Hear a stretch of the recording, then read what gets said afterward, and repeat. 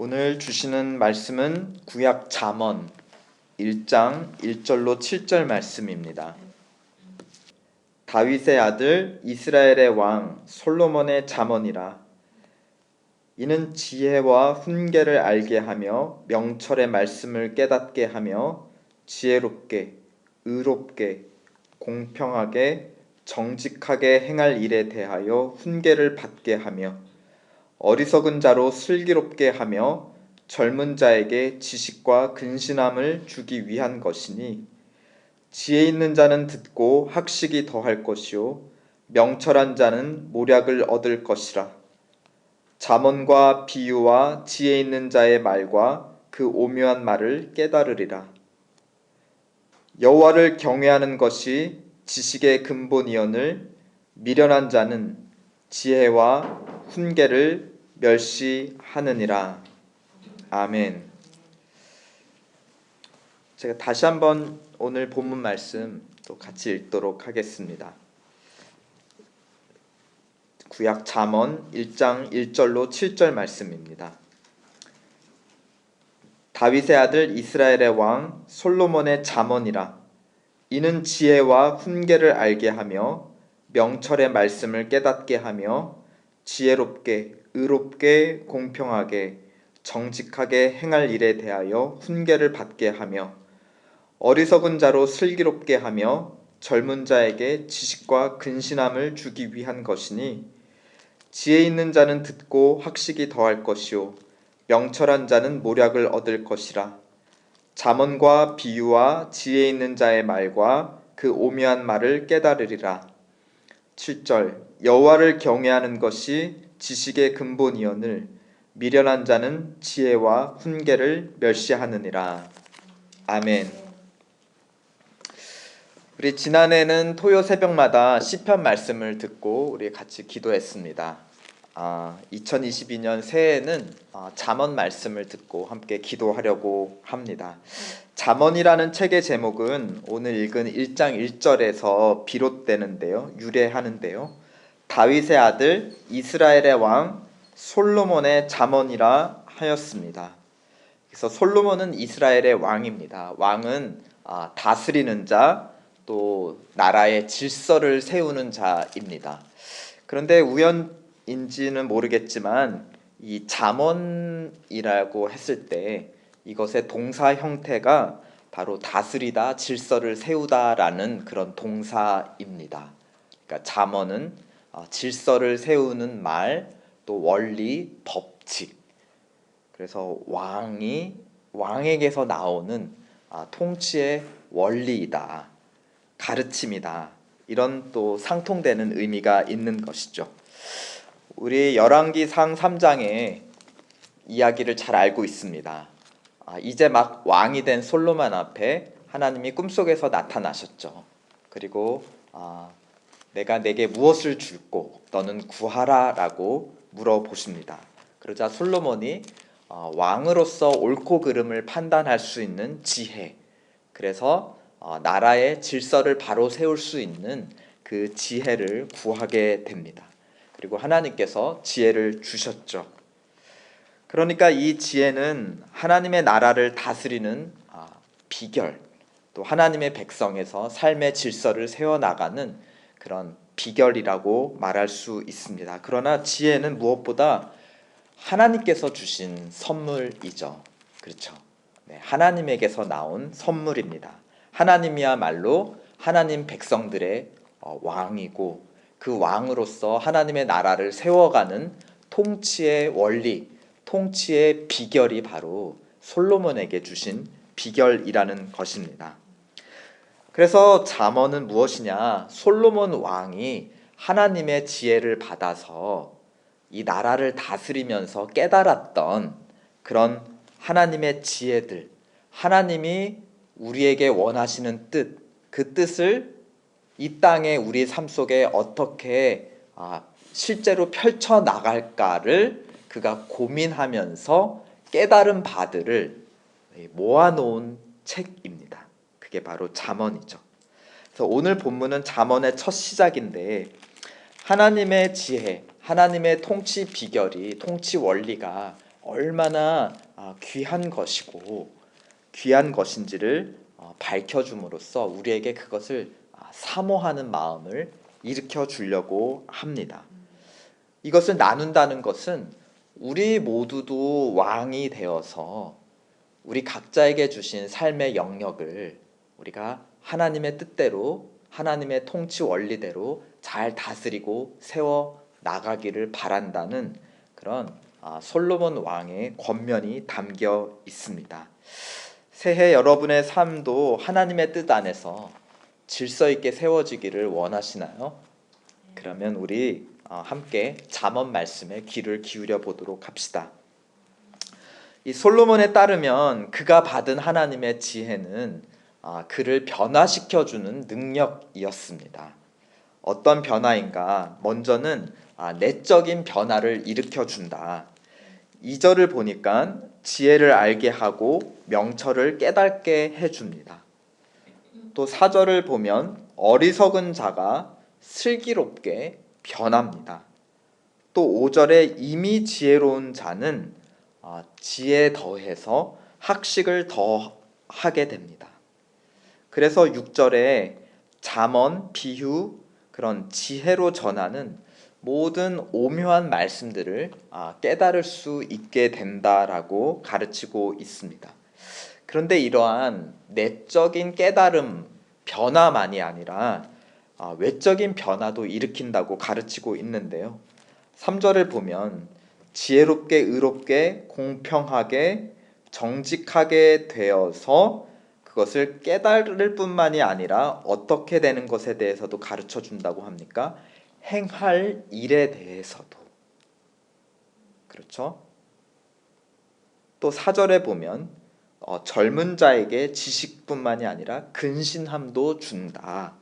그러니까 이 젊음이 정말 화살처럼 빠르게 지나간다는 것을 깨닫고 젊을 때에 부지런히 살게 도와준다. 변화시켜 주는 것이 바로 하나님의 지혜와 능력이라고 말하고 있습니다.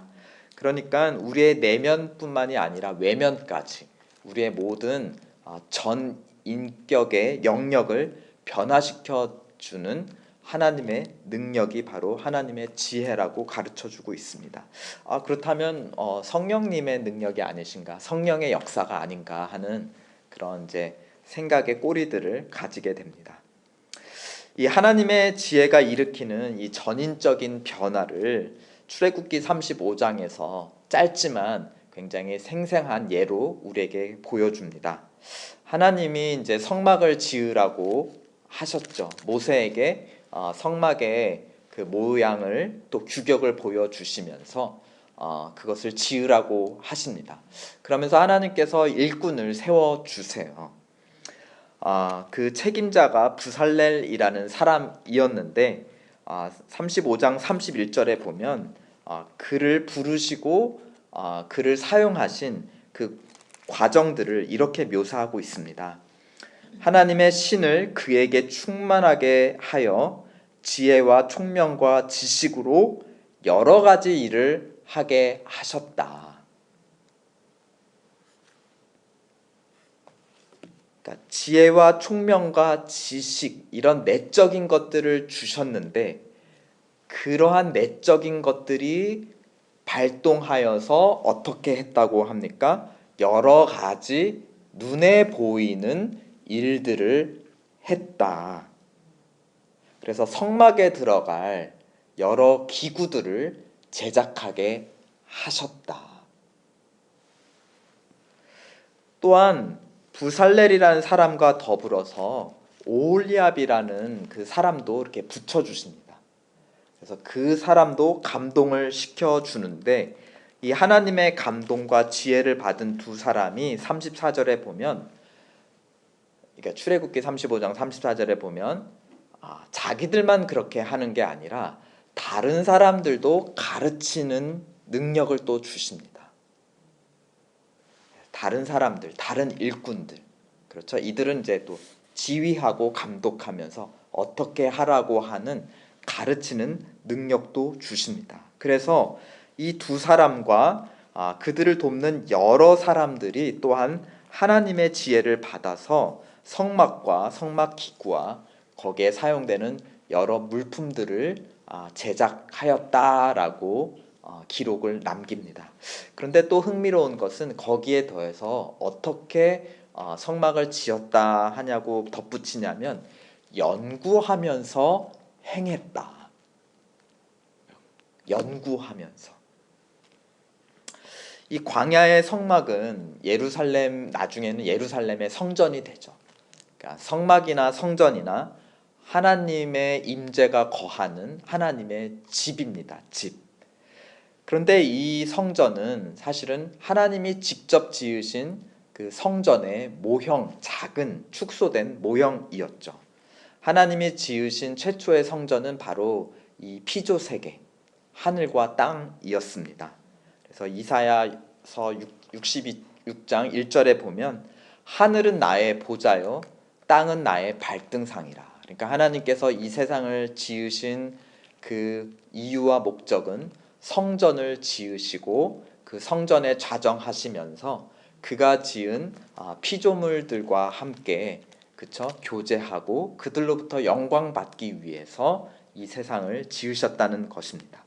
그러니까 하나님이야말로 첫 성전의 건축가이셨던 것이죠. 그리고 그분은 말씀으로 세상을 지으신 첫 번째 기술자이십니다. 그러니까 보이지 않는 당신의 깊은 생각을 눈에 보이는 그 성전이라는 건축물로 구현해내신 지혜자, 그것이 바로 하나님이십니다. 그래서 하나님께서 지혜로 이 세상을 건축하셨음을 우리 잠언 3장 19절이 이렇게 증거합니다. 여호와께서는 지혜로 땅에 터를 놓으셨으며 명철로 하늘을 견고히 세우셨다.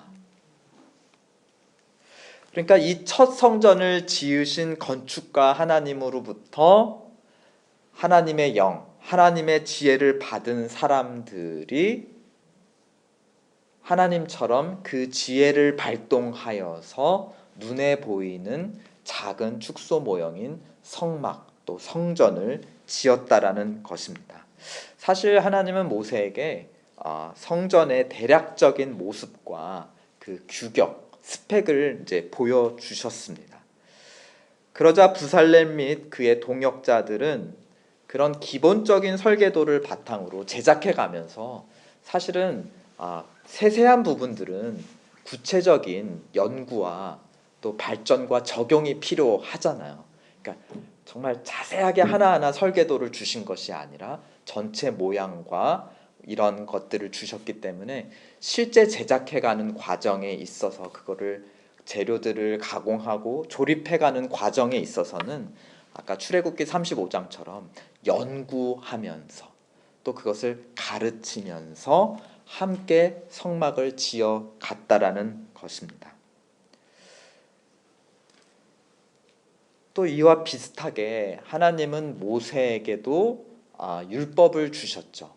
하나님의 나라, 하나님의 공동체를 세워가는 기본 원리들, 어떻게 보면 하나님 나라의 설계도를 모세를 통해 율법으로 주셨습니다. 처음에는 10계명, 10계명을 주셨고 그 10계명의 원리를 따라서 적용한 것들이 618개 정도의 구약의 계명으로 이스라엘 백성들에게 주어졌어요. 근데 흥미로운 것은 광야 시대, 그러니까 걸어가면서 살아가는 광야 시대에 주어진 그런 율법들이 있고 그 다음에 이제 가나안 땅에 들어가면 더 이상 이동하는 생활이 아니라 정착하고 농사를 짓는 생활이죠. 그러면 새로운 환경에 맞는 또 새로운 계명들이 주어집니다. 근데 이 계명들은 618가지로 다양하지만 그 모든 원리가 어디에 담겨 있죠? 10계명에 담겨 있고 그 10계명은 두 가지 또 가장 기본 원리로 압축이 되는데 그것은 무엇인가요? 바로 하나님 사랑과 이웃 사랑입니다. 근데 618가지 계명의 모든 하나님의 뜻이 모든 시대와 모든 상황 속에 다 들어맞나요? 나중에 이스라엘 백성들은 이제 약속의 땅에서 또 쫓겨나서 살게 됩니다. 그리고 또 성전이 무너지게 되죠. 그러면 성전에서 드리던 제사를 더 이상 드릴 수 없게 되는데, 그럼 어떻게 하나님의 계명을 뜻을 또 지켜나갈 수 있느냐? 또 이제 새로운 현대 시대가 되었는데 이 성경에서 핸드폰을, 셀폰을 어떻게 사용하라고 하는 그 계명들, 그렇죠? 이런 것들을 우리는 찾아볼 수가 없습니다. 그러면 성경 말씀에 기록되지 않은 오늘 우리 시대에 필요한 하나님의 뜻들을 우리는 어떻게 발견할 수 있고 어떻게 실천할 수 있을까요? 그것이 바로 하나님의 지혜가 필요하다라는 것입니다.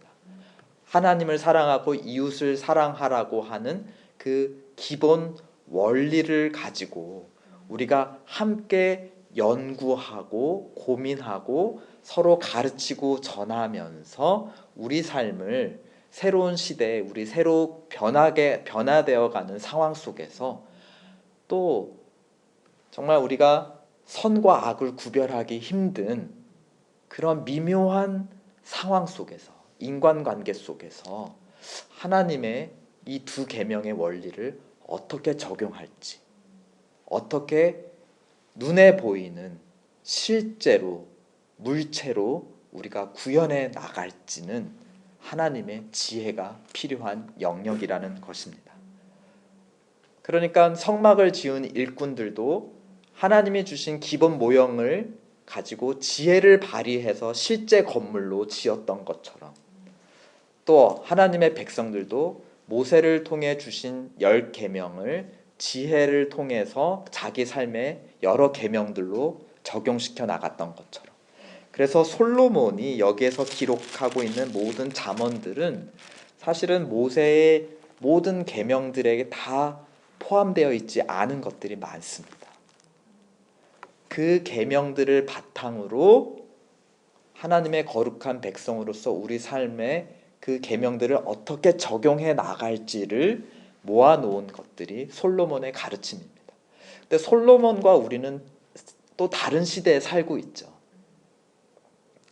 우리가 바로 적용할 수 있는 것들도 있지만 바로 적용할 수 없는 옛날 것들, 구시대의 것들도 있습니다. 그러나 이것이 다 누구로부터 오는 지혜라는 것이죠. 하나님 한 분.